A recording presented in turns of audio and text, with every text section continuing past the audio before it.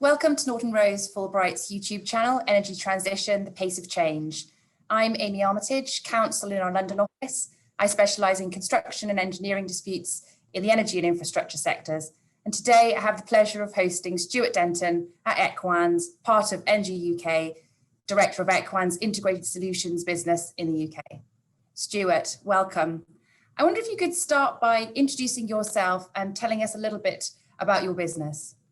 Yeah, so my name's Stuart Denton-Brown. I'm the Integrated Solutions Director for EQUANS, and I work in the Energy and Technical Services division of our business in the UK.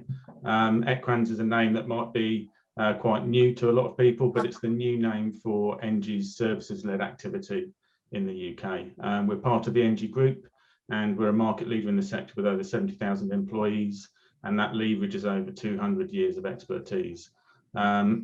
Being part of that sort of group, and it's probably worth a little bit more explanation about what we do, particularly in the Energy and Technical Services division. So we support customers by mobilising our expertise, providing low carbon energy solutions, cutting edge technical and FM services, and playing a big part in that sort of transformative regeneration in the UK and in Ireland.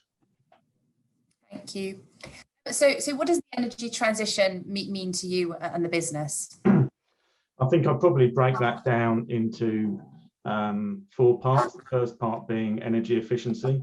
So this is probably making the best use of the energy resources that are available, minimising wastage, and using the technology that's available to do that. The next part I would consider is decarbonisation. So this is very much using renewable energy, less carbon intensive fuels, less carbon intensive technologies such as air source heat pumps, or a less carbon intensive provision of heat as a solution. So we would see that transition as where there is a requirement, we would initially minimise that requirement and then find the most energy efficient and lowest carbon way of delivering that requirement. The next part I would consider to be decentralisation. So again, this links back into renewables, smaller localised renewables, localised generation, microgrids, and local district heating and cooling schemes.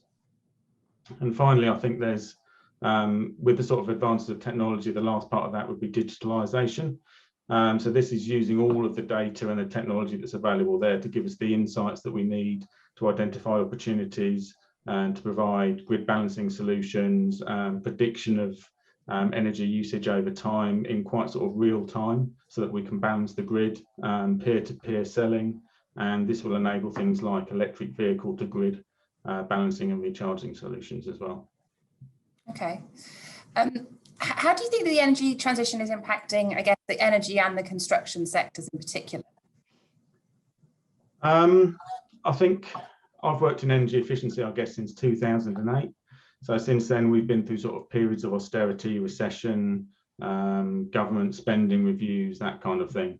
And I'd say at that stage, probably going back to that period of time, it was very much a focus on saving money, and that was the driver. And it was a very short-term view based around short-term payback. So you'd be looking at measures which would typically pay back in 2 or 3 years. Anything outside of that, people wouldn't invest in or wouldn't look at, or would dismiss quite quickly. But I'd really say in the last couple of years, there's been that sort of link from energy efficiency to carbon reduction, and that's really changed the landscape, and that's driven a really important shift which will accelerate change. And I think rather than seeing it now as a short-term cost-saving exercise, organisations are really seeing it more as a longer-term journey, which would take sort of 10 to 15 years for that zero carbon transition piece to happen. And that allows us to sort of unlock a lot of those opportunities which previously would have been dismissed. Some of the things that are harder to do, that require longer term investment, that might link into life cycle of assets and building fabric. And that's enabled those to get the focus that they need, which will deliver the bigger changes. I guess a lot of the quick, easy things have been done, which has left those harder, more expensive things to do. But actually linking that to a zero carbon journey and a transition over a period of time has really sort of changed people's focus, rather than a short-term view of, oh, it's going to save this much energy and it's going to pay back in 3 years. It's very much a partnership and a journey now, I'd say, we're seeing with organisations. Yeah, I mean, there's clearly a lot of change happening in the moment. There's just a move to that more longer term focus. How is EQUANS responding to this? Well, as part of the Energy Group, we went through a transition program. It probably started about 5 or 6 years ago. So as an energy generator, we made the decision to divest our carbon intensive generating assets. So for example, coal-fired power stations. So it was a lot easier probably to start doing that in Europe.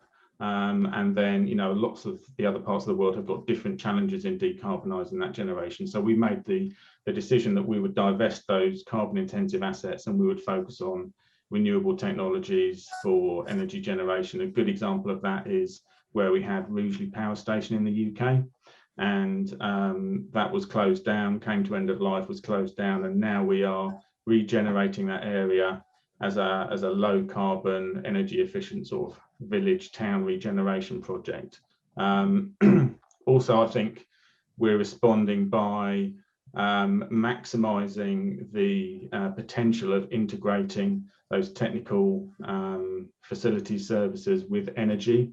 So actually by an organisation choosing a provider such as ENGIE or EQUANS, we can combine our energy and technical expertise alongside the facilities management delivery, which makes us really well placed if we're operating these facilities on behalf of clients to integrate and bring the energy efficiency, identify the projects, optimise those premises, look at supporting and funding and financing projects as well, which will deliver that.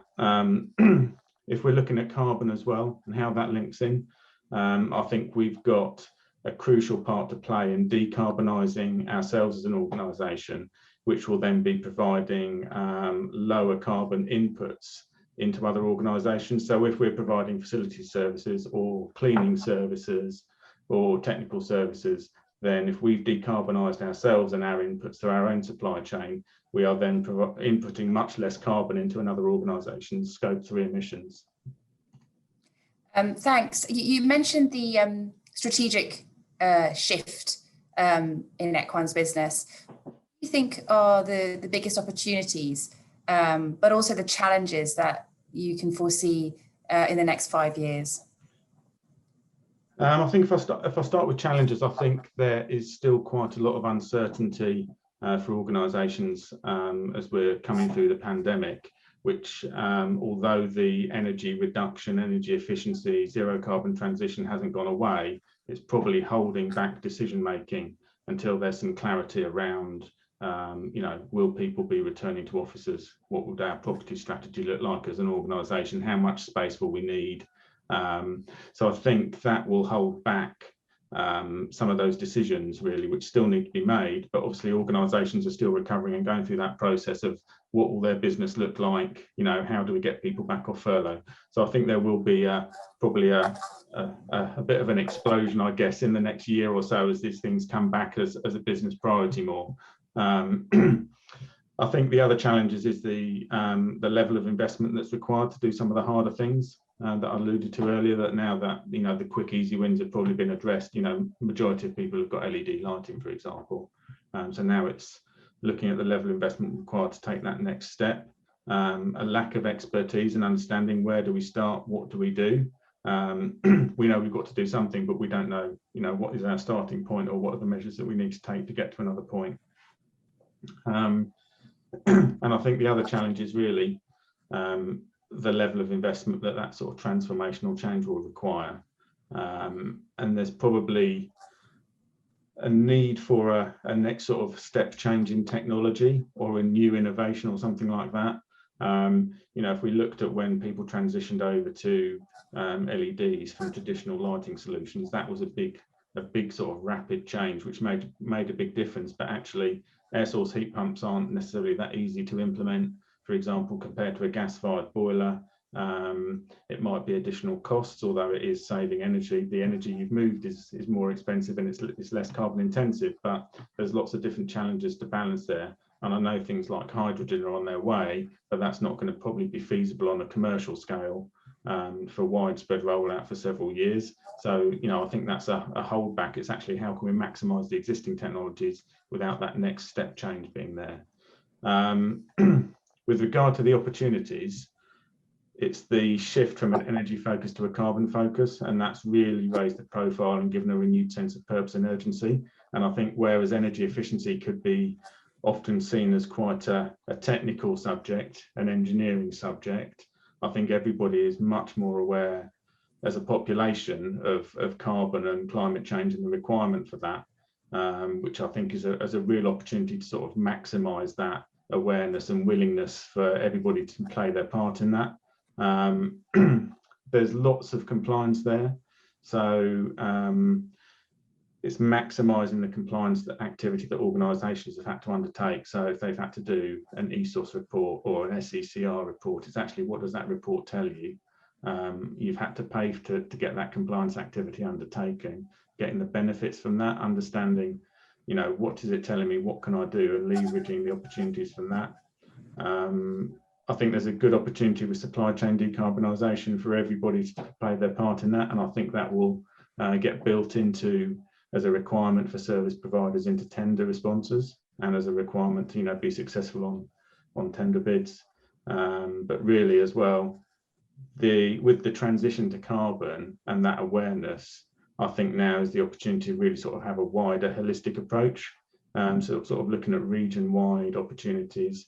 You know, for example, you had an area like maybe Wakefield, there's lots of distribution centres there. So actually, if you had a strategy in conjunction with the council, local partnerships, local commercial organisations to look at, well, we've got a strategy here, we've got these types of premises, we've got a school, we've got a heat requirement, we've got a swimming pool. How could all of those sort of link together on a local level to get the maximum benefit, rather than just sort of individual premises, buildings, organisations doing their own thing? Stuart, that was an incredibly insightful kind of look at the role that EQUANS is playing in the energy transition. Thank you for listening. If you want to hear more about the energy transition, please subscribe to our channel and keep an eye out for the next episode. Many thanks. Thank you.